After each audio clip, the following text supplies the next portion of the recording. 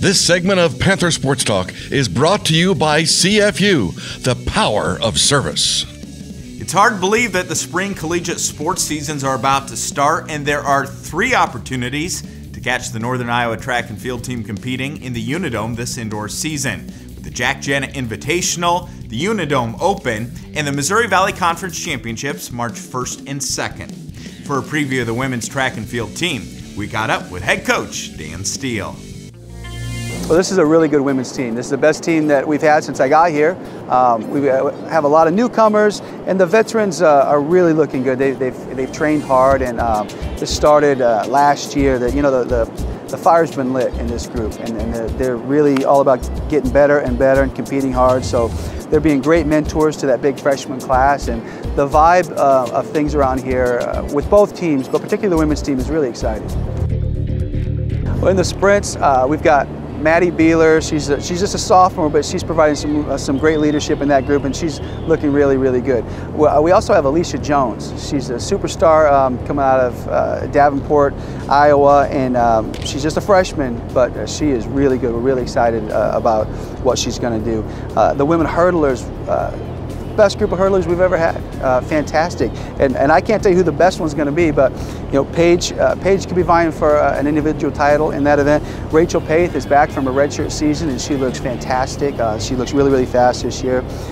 Christine Mcneil, she's a sophomore, and her freshman year was nothing spectacular, but she's a brand new athlete, and she's really ready to go. And she was actually faster than Paige at the low-key meet we had in December, so she looks really good. And there's a newcomer that I want everybody to know about, Tessa Gorsuch. She's the best hurdler ever to come out of South Dakota, and she is the real deal. I mean, she's got some real speed, and she's going to be a superstar for us moving forward.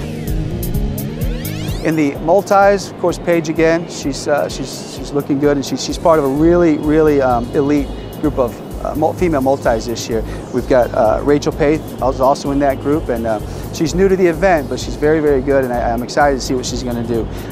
Emily Wandling, she's in her final year, and she decided to dedicate herself to the multis, and it's really been working out. She looks better than I've ever seen her look since she got to college, and I know she doesn't want to leave anything on the table in her senior year, so she's really gone all in, and I think she's going to have a great year. Freshman Chaylee Rath out of Trainer, Iowa.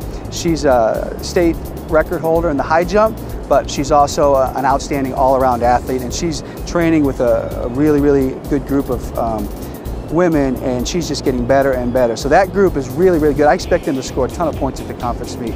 In the throws, Jamie Lindstrom really started coming on last year, and she's providing some terrific leadership, and she's a hard worker, always a smile on her face, one of the most popular kids on the team, and she's just been a pleasure. And I tell you what, she's one to watch this year, because I think she's going to do some exciting things. Sydney Raybon, also in that group, and she's just getting better and better. They're both such hard workers, and they're leading a pretty big group of female throwers that I think are going to make a real splash at the conference meet this year. The women's mid-distance is going to be led by Alex Wilson, and she's going to be able to cover the 800, the 1500, and possibly the 3 if we need her to. But she's got that level of versatility at this point.